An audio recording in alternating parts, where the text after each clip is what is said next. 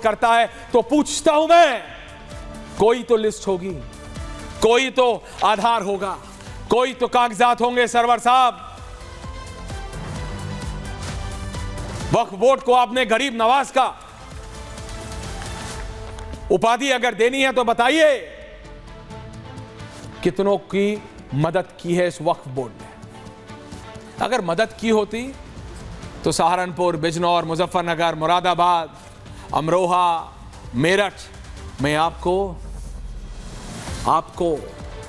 मुसलमानों की यह हालत नहीं मिली होती। और मैं तो सिर्फ एक एरिया की बात कर रहा हूं, 250 किलोमीटर की, 140 प्लस करोड़ का देश है हमारा। टीवी पे बैठ के मौलाना साहब एक दूसरे से बहस करना यह आसान है। सनातन बोर्ड की खिलाफत आप बोलेंगे हम नहीं करते, किसने की खिलाफत? मैं आपको लिस्ट बता दूंगा कितनों ने खिलाफत की। बात सनातन बोर्ड की नहीं, बात है आपके वक्फ बोर्ड की ताकत है। मैं तो देवकी नंदन जी से भी पूछा, मैंने खुलेआम पूछा कि क्या आपको इतना है सनातन बोर्ड का? कहीं आप भी तो ऐसी एब्सोल्यूट पावर नहीं चाहते, रंगरेज जी के नेता बैरिस्टर असदुद्दीन ओवैसी की तरह या मौलाना रशीदी जी की तरह, जैसे इन्होंने मौले खोल रखी हैं ओवैसी साहब ने वक्फ की जमीन पे। आप भी क्या सनातन बोर्ड बना के सनातन बोर्ड की जमीनों पे मौले खोलना चाहते हैं? तो उन्होंने कहा नहीं, लिखवा लो चार्टर में, लिखवा लो चार्टर। हिंदुओं के हक की बात होगी, कोई हिंदू के हक की बात कर रहा है, कोई मुसलमानों के हक की बात कर रहा है। कल को कोई खड़ा होगा कि सिख भाइयों के हक की बात, कोई बोलेगा पारसी भाई। भारत के हक की बात कौन कर रहा है? There is a larger question also. Bharat के हक की बात कौन कर रहा है? ये राजनीति ने ऐसा डिवाइड कर दिया है हमको, कोई हिंदू का हक, कोई मुसलमानों का हक, भारत का हक कहां? लेकिन इसको छतरी की तरह अपने प्रोटेक्शन के लिए, जैसे बारिश से बचने के लिए इस्तेमाल किया जाता है।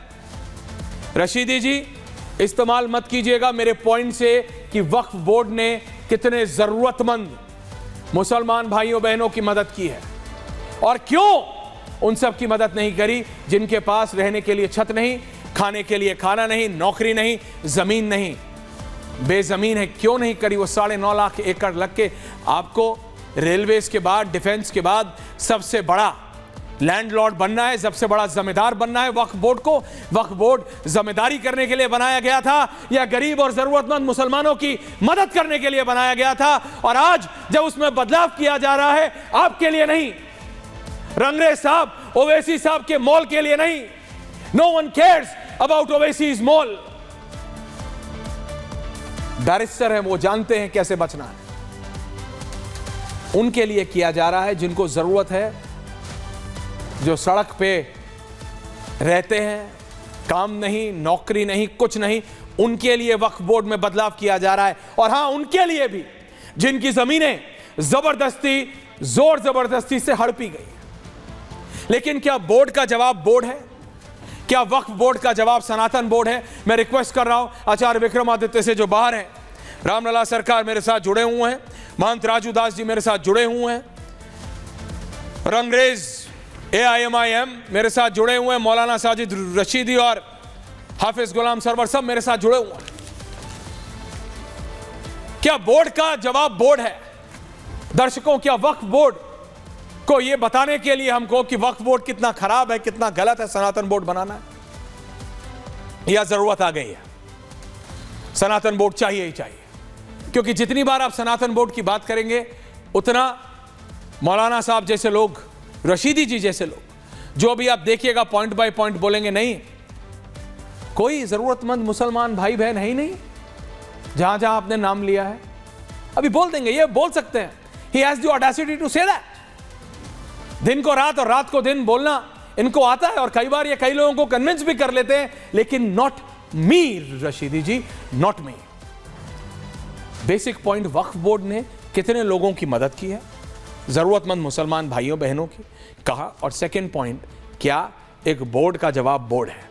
या सनातन बोर्ड से फायदा होगा या वक्फ बोर्ड की जो समर्थन चाह रहे हैं उनको और जोर मिलेगा कि देखो ये भी बोर्ड चाह रहे हैं तो बोर्ड वर्सेस बोर्ड हो जाए, जनता वहीं की वहीं, जनता को ठेंगा। पूछता है भारत। माय फुल डिबेट, आचार्य विक्रमादित्य आपसे शुरू कर रहा हूं। Keep all 4। ऐश्वर्या जी, मेरे तरफ से ऐसे कोई सनातन बोर्ड की आवश्यकता नहीं।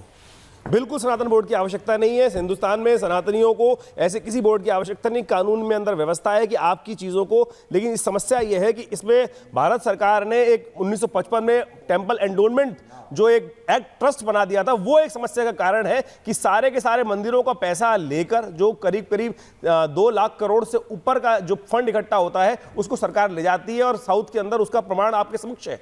मैं कहूंगा ऐसे किसी बोर्ड की आवश्यकता नहीं है, लेकिन भारत है, मांग उठ सकती है, मांग उठ रही है, और उसमें उनका एक मत है। लेकिन मेरा मत पर्सनल लेवल ये है कि सनातन बोर्ड की कोई आवश्यकता इस देश के अंदर नहीं है, और ना ही मुस्लिम पर्सनल लॉ बोर्ड की आवश्यकता इस देश में होनी चाहिए। तथाकथित तौर पर जिस प्रकार से इस समाज को विभाजन करने के लिए ये जो शाखाएं बनाई जा रही हैं, ये बिल्कुल नाकाबिले बर्दाश्त है। ऐसी प्रकार की किसी भी चीज की आवश्यकता इस देश में नहीं होनी चाहिए। मेरे को आज, मैं इसीलिए नहीं गया उस सनातन बोर्ड की आज मीटिंग के अंदर, बिल्कुल नहीं गया, ना आवश्यकता बिल्कुल नहीं है। और इस देश के मूर्धन विद्वानों को भी आज बहुत सारे लोग गए हैं, बहुत सारे लोग अलग अलग मुंड मतिर भन्ना शास्त्र के अंदर कहा गया है, लेकिन क्या इस देश के अंदर कानून ऐसा नहीं है? कानून है, प्रॉपर्टी है, लेकिन तथाकथित तौर पर राजनीतिक गण जो है वो आते हैं और अपनी राजनीति कर जाते हैं और लोगों को बहा के ले जाते हैं। मैं तो कहूंगा कि यहां बैठे हुए आज तमाम लोग भारत की एकता के लिए, इस देश की एकता के लिए इस बात को कहें कि इस देश के संविधान पे हमें भरोसा करना है, संविधान पे विश्वास करना है, और ये मत मतांतर की जो है पंथों के हिसाब से जो अपने अपनी राज्य की मुझे नहीं मिला, मुझे नहीं मिला, मुझे नहीं मिला, अरे यहां बैठे हुए लोग बताएं ना कि सब कुछ तो मिल रहा है, खाने को अमेजिंग हो रहा है, 1 वर्सेस 1। आचार्य जी, ये तो आपने इतिहास बना दिया। रशीदी जी ताली बजा रहे हैं आपके बोलने पे, आचार्य विक्रमादित्य और रशीदी जी एक साथ। आप रशीदी जी तो आपको एक शब्द नहीं बोलने देते। रशीदी जी को आना चाहिए इस बात पे कि ऐसे किसी बोर्ड की आवश्यकता नहीं है। क्यों आवश्यकता है इस देश में मुस्लिम पर्सनल लॉ बोर्ड की? मुझे बताइए क्यों आवश्यकता है वक्फ बोर्ड की? ये जब इस देश के अंदर संविधान चल रहा है, कानून प्रक्रिया है, ताली बंद हो गई। नहीं वो नहीं, ताली बंद हो गई, मेरे कान से ही है, ताली बंद हो गई, ताली तो ताली बंद हो गई दर्शक, यहाँ स्वांता ताली बंद, लोग बैठे हुए, ताली बंद। जैसे ही बात all India Muslim personal law board की आई, जैसे ही बात मैं आ रहा हूं आप सबके पास, रंगरेज साहब को मिलाइए, उनकी तालियां बज रही।